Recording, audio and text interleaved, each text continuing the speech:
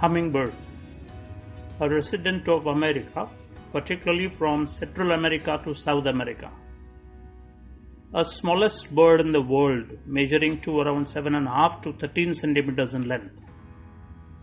Yet, a very high wing beat rate, which could be anywhere between 12 beats per second to almost 80 beats per second.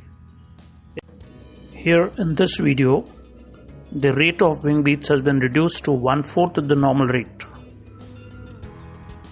Due to this high speed of wing beat, they create a humming sound, hence the name hummingbird. Lifespan of the bird is anywhere between 3 to 5 years. These are nectarivorous birds and the beak is modified accordingly. Very high heart rate is another unique feature. The heart rate can go to as high as over 1000 beats per minute.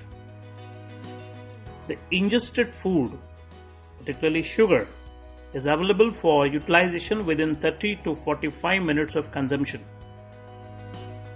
During night time, when they cannot feed, they enter a stage called torpor, that's similar to hibernation, in which the metabolic rate goes to minimal, and this is to avoid decline in the reserves.